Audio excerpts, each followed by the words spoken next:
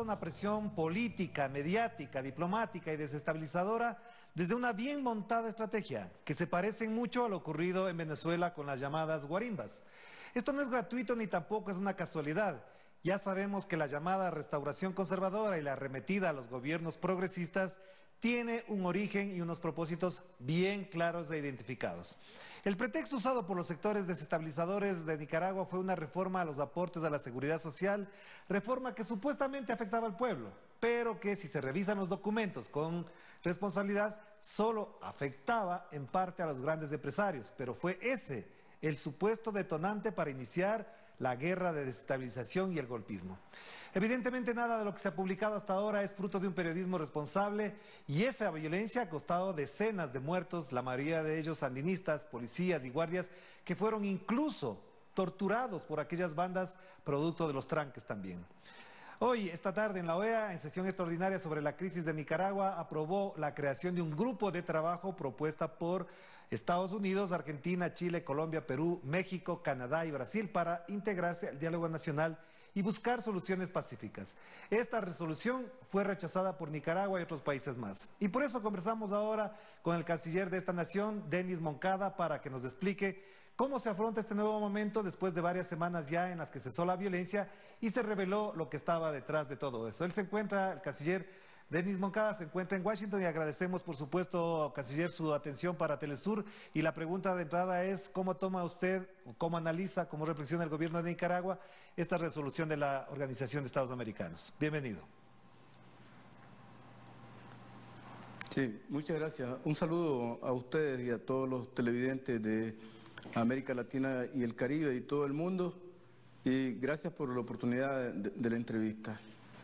Como ustedes han expresado, realmente Nicaragua ha sufrido los embates de un golpe de Estado, de lo que se ha denominado como golpe blando, aunque estamos claros que no se trata de golpes de Estado blando, sino de golpes de Estado violentos en donde se confabula la organización, planificación, financiamiento y directrices desde el norte, es decir, desde los Estados Unidos. Algunos sectores del gobierno norteamericano claramente están involucrados en el diseño de ese tipo de golpes. En el caso concreto de Nicaragua, han venido organizando con mucho tiempo de anticipación y financiando la organización y la planificación de estos eventos que han dejado realmente, lamentablemente, decenas de muertos, centenares de heridos en nuestro país.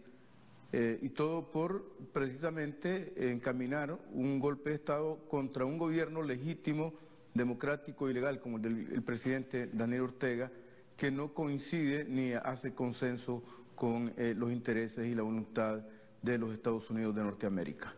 Canciller, entonces frente a eso, la resolución de la OEA el día de hoy que provoca, ustedes han rechazado la votación, pero de todas maneras esto tendrá acogida por ustedes, entrará la misión, los representantes de la OEA a los propósitos que se han planteado en la votación del día de hoy. Bien, la OEA no sorprende con su actuación, continúa siendo ya, como sabemos, el Ministerio de Colonias.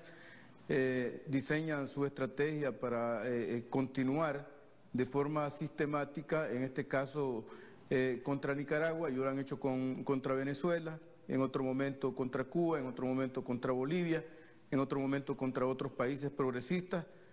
Y bueno, la OEA con todo y que Nicaragua ha expresado que no se puede tomar acuerdos ni proponer resoluciones que no cuenten con la anuencia y la voluntad y la aprobación del Estado concernido, pues la OEA, el Consejo Permanente, ha hecho sus propuestas desde hace varios meses, ha venido en esa dinámica injerencista, claramente intervencionista, y con todo lo que planteamos, la delegación de Nicaragua, de no estar de acuerdo ni con la convocatoria a la sesión del Consejo, ni con el orden del día de esa reunión, mucho menos con la propuesta de resolución que se discutió en el seno del Consejo Permanente de la OEA, al final pues se aprobó dicha resolución. Nosotros claramente dejamos establecido que nuestro gobierno no reconoce esa resolución, la rechaza, la condena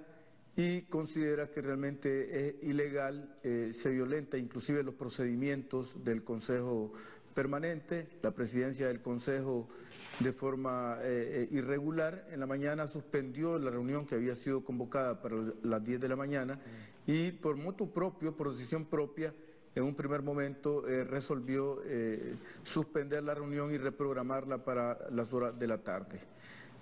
Los procedimientos de la OEA son irregulares, pero además de eso, el fondo es el político y la instrumentación que se hace del Consejo Permanente para seguir las directrices de los Estados Unidos de Norteamérica, que señalan a los países, sus países aliados, digamos, sobre todo Canadá y parte de los países del Grupo de Lima, para implementar lo que consideran ellos sus intereses en América Latina y en este caso para cumplir la misión que le encomiendan al Consejo Permanente, creando grupos de trabajo o grupos especiales para llegar a Nicaragua y continuar con su ofensiva política, diplomática y estratégica.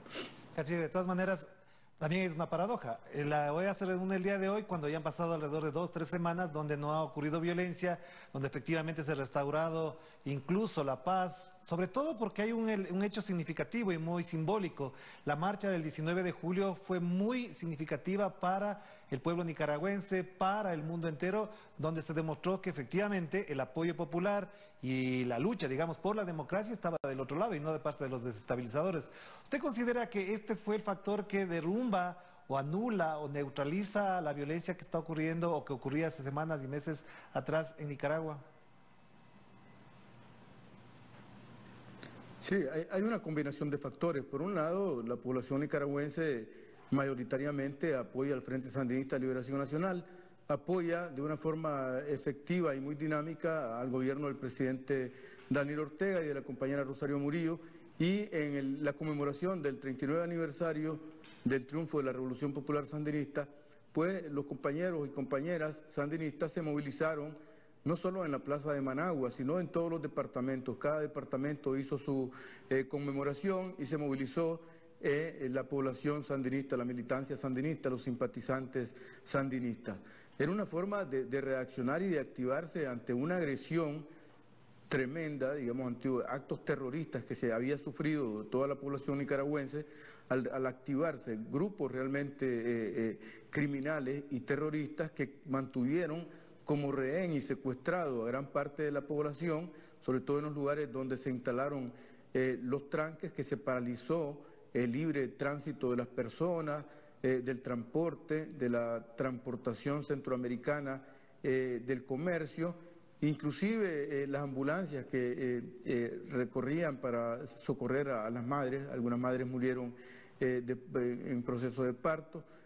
Muchos incendios que también fueron ocasionados y provocados por grupos delincuenciales y criminales, y las unidades de cuerpo de bomberos en algunos momentos se vieron impedidas de moverse para auxiliar y sofocar los incendios en todo lugar.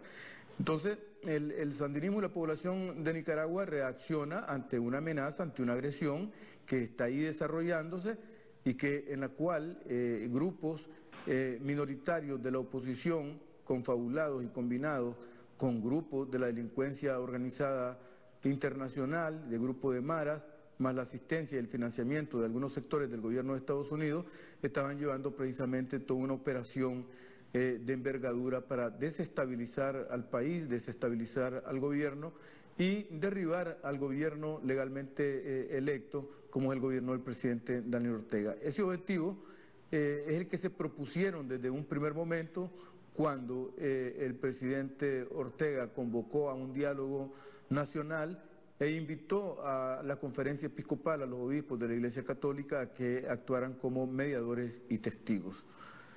En esa dinámica de instalación del diálogo comenzó a verse, a dejar claramente expuestos los dialogantes y parte de algún sector de la Iglesia Católica, que el objetivo de ese diálogo realmente era, como ellos lo expresaron, no de conversar, sino de que se entregara el gobierno de forma inmediata por la vía fáctica, rompiendo el ordenamiento constitucional y exigiendo la renuncia de los diferentes magistrados de los poderes del Estado.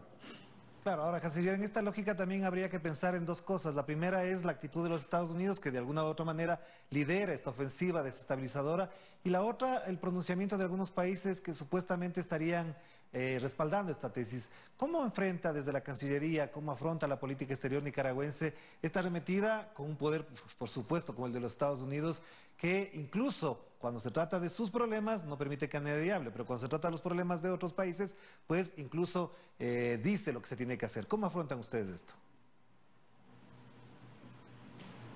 Bien, aquí tenemos una combinación de una campaña. Ya Venezuela ha tenido mucha experiencia en eso. Se diseña una estrategia de golpe de Estado, se ejecuta, se desarrolla, acompañada precisamente de una campaña mediática encaminada a distorsionar la verdad, a mentir, a convertir, a hacer de las noticias falsas un instrumento importante y combinado también con una guerra psicológica violenta y tremenda, que en el caso de Nicaragua realmente fue de una envergadura extraordinaria, de forma tal que Nicaragua, que tiene 6 millones y un poco más de habitantes, de pronto tenía en cortos tiempos más de 200 millones de mensajes cruzados que realmente incidieron en la psicología de los nicaragüenses, de forma tal que afectó la voluntad de muchas personas, de muchos grupos de amigos, de muchos grupos de identidad política, de familiares también. La guerra psicológica fue violenta y estaba precisamente como formando parte de toda esa conspiración de golpe de Estado. Eso, por otro lado, los grupos, la OEA, otros grupos de organismos y organizaciones internacionales realizando la labor diplomática y política en el ámbito internacional, generalmente guiada y conducida por algunos sectores del gobierno de Estados Unidos también, encaminados a crear una imagen de que el gobierno, en este caso el gobierno de Nicaragua, es un gobierno dictatorial, es un gobierno represor, es el causante de que todo lo que está ocurriendo en fallecidos, en heridos, en desestabilización, es causa del gobierno de Nicaragua. Estamos claros que eso no es así. Precisamente quien causa todo eso son los sectores del poder imperial que diseñan políticas de agresión y ofensivas de esta envergadura para deslegitimar precisamente a gobiernos que no coinciden con sus puntos de vista y con sus opiniones y con sus líneas y directrices, digamos, hegemónicas en el continente, en este hemisferio y en otros lugares del mundo, que es el caso de Nicaragua. Por consiguiente, lo que han querido es deslegitimar al gobierno del presidente Daniel Ortega, lo cual hay que estarlo enfrentando de todas formas, ¿no? En la lucha interna, en la dinámica social, en la dinámica económica, en la dinámica de la comunicación internacional, de la conversación, con los países amigos y con los países que, aunque sean neutrales, pues hay que aclararles realmente qué es lo que pasa y cuál es la situación real. Es un problema complicado, difícil, porque estamos claros de que el objetivo de todo eso, de la campaña y el diseño de este tipo de operaciones, es deslegitimar, poner en la picota pública a los gobiernos y de forma tal que facilite precisamente el derrocamiento, el derribamiento de un gobierno legítimo como el del presidente Daniel Ortega. Claro, de todas maneras eso se ha superado. Bueno, hasta el momento parecería que todo avanza por otra vía, por la vía pacífica. ¿Usted considera, canciller, que la ausencia de entidades fuertes como eran en su momento la CELAC, la UNASUR, también debilita la postura de Nicaragua frente a la comunidad internacional?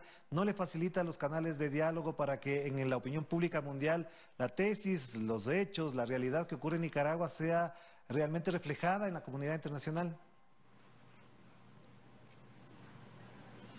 Sí, realmente, como usted dice, Nicaragua ya está restituyendo la paz, la tranquilidad, la estabilidad, la seguridad, la economía, la producción, está tomando y retomando su dinámica anterior.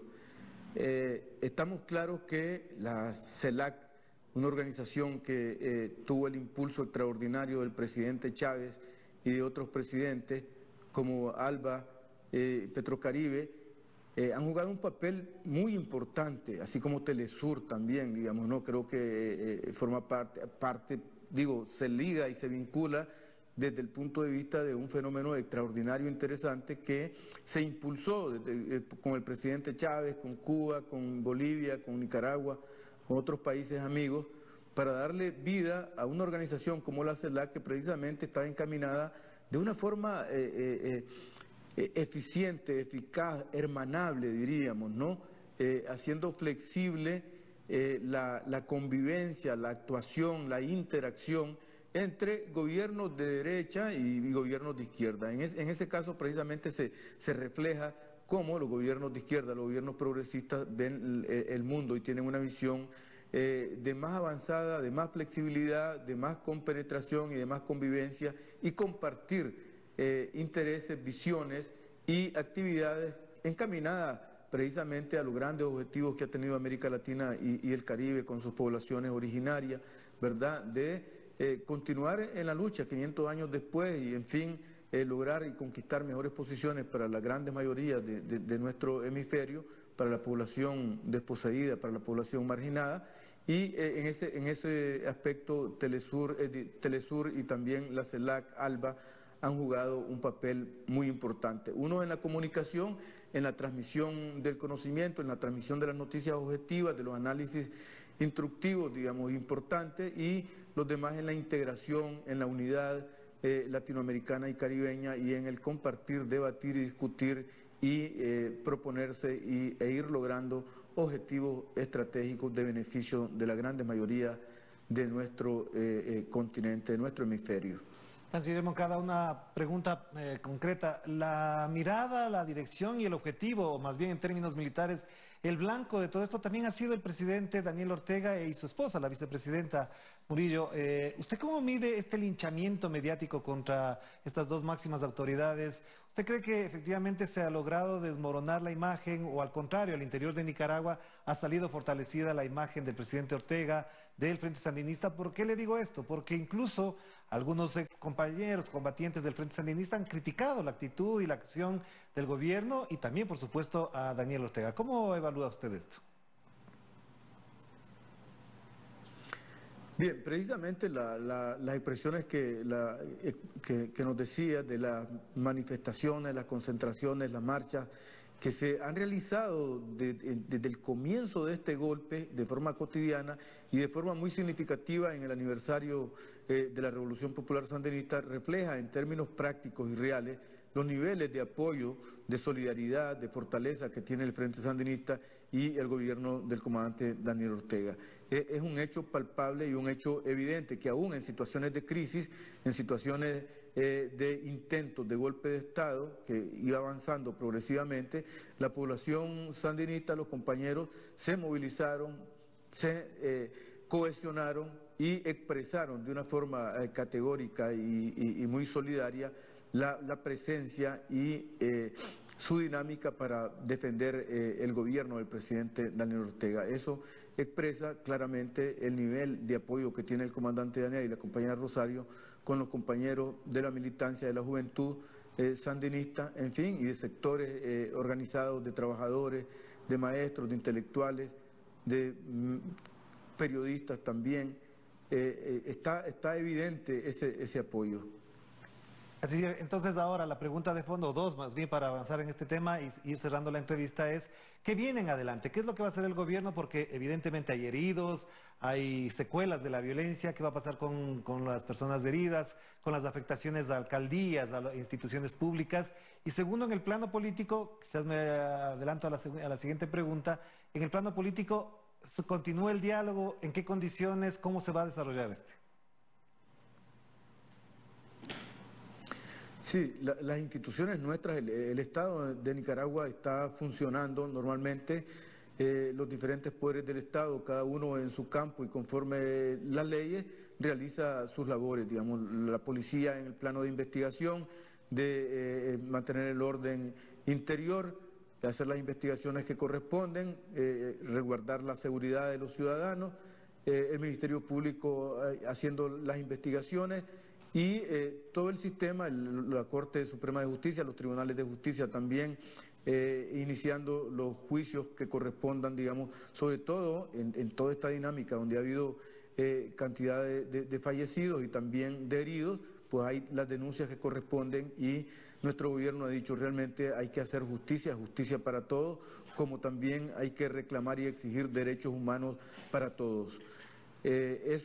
Las instituciones funcionan y estamos trabajando de acuerdo con los debidos procesos de cada institución y el debido proceso legal y constitucional.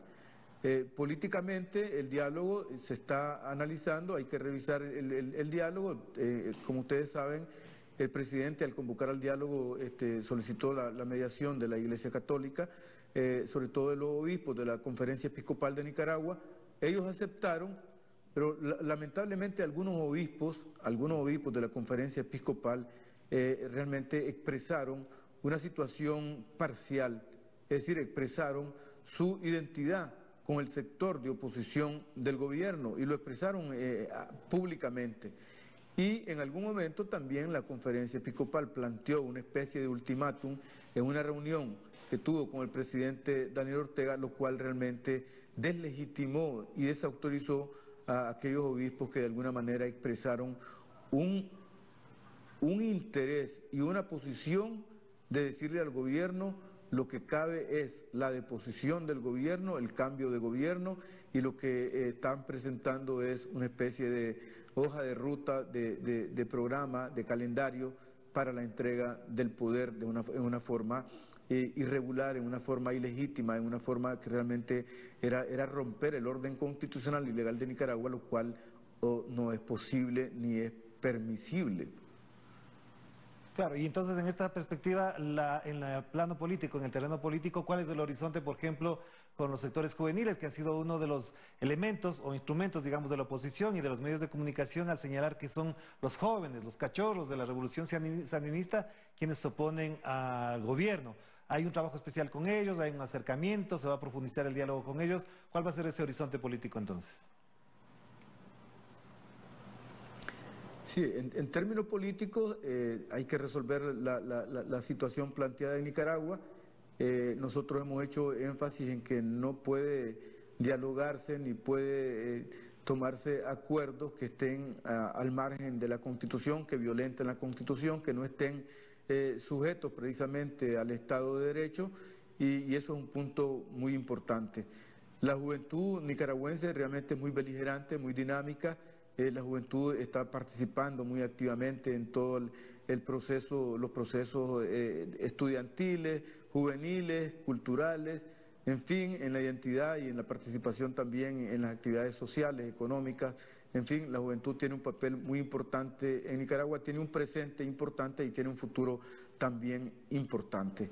Y con una dirigencia también de la juventud muy efectiva, muy eficiente y encaminado a consolidar, fortalecer los caminos, los programas, las rutas que el gobierno y también el Frente Sandinista de Liberación Nacional va diseñando para consolidar, para rescatar, restituir la paz, la estabilidad, la seguridad y continuar avanzando con los programas socioeconómicos que Nicaragua ha venido implementando en su momento, con la cooperación de Venezuela, con la cooperación de Cuba, con la cooperación de otros países amigos, con la cooperación de países de la Unión Europea también. Y ese es el objetivo: avanzar, continuar desarrollando los programas económicos sociales para que nuestra población pueda beneficiarse del progreso, de los avances, de la educación, de la salud, de la recreación, en fin, de los beneficios que deja un gobierno cuyo objetivo es el bienestar de la población marginada, de la población realmente históricamente excluida. Canciller, no le robo mucho más tiempo, la última pregunta nada más y gracias por la atención. Por supuesto, comprendemos la situación, la complejidad de estar en Washington en estos momentos, pero no quiero dejar de lado una cosa. ¿Cuál es la evaluación de la situación económica de Nicaragua? Porque efectivamente, con lo ocurrido, con la violencia, con los tanques, con la destrucción, con las agresiones, se afectó la economía. Usted señalaba al principio que incluso la transportación, por Nicaragua también pasa mucha de la transportación de Centroamérica, se afectó. ¿Cuál es la evaluación económica para cerrar entonces ya? Sí, claro, dentro de los objetivos precisamente del golpe de Estado está derrocar, derribar, cambiar un gobierno por la vía de hecho y al mismo tiempo como terminar con los aspectos más sobresalientes del gobierno de Nicaragua. Entre ellos está indudablemente que Nicaragua ha logrado un desarrollo económico, la macroeconomía de Nicaragua ha tenido de forma sostenida durante varios años un crecimiento que fluctuaba entre 4.7 y 5.2 en los últimos años. Toda esta actividad delincuencial, terrorista, digamos, dirigida por organismos internacionales internos, parte de su objetivo realmente era terminar con ese avance de la economía en Nicaragua para de esa manera también delegitimar y crear condiciones favorables para la subversión y para el golpe de Estado. Así como también afectar los altos niveles que Nicaragua ha logrado desarrollar con las instituciones de seguridad y con la participación de la población, que ha permitido tener altos niveles de seguridad integral en nuestro país, que es reconocido a nivel regional y a nivel internacional. Ese objetivo de destruir, de debilitar la economía, es parte de lo que se han propuesto los elementos enemigos, digamos, de la revolución y del gobierno progresista del presidente Ortega. Muchísimas gracias, canciller Moncada. Muy amable por estar con nosotros. Un abrazo a la distancia. Que pase muy bien. Bueno, sí, muchas gracias a ustedes. ¿Sí? Estamos... Gracias, muy amable por estar con nosotros. Bueno, le agradecemos al canciller Denis Moncada por haber atendido esta llamada, esta entrevista con Telesur directamente desde Washington, donde comentábamos esta tarde la reunión de la OEA decidió por vía de resolución conformar una comisión que, como ustedes han escuchado, Nicaragua la ha rechazado. Aspiramos que la paz, que la tranquilidad, que la armonía y por supuesto el desarrollo de Nicaragua avance por los senderos que todos anhelamos para América Latina. Nos despedimos. Que la pasen bien. Nos despedimos desde acá, desde la mitad del mundo, a través de Telesur, la señal informativa de América Latina. Chao, chao.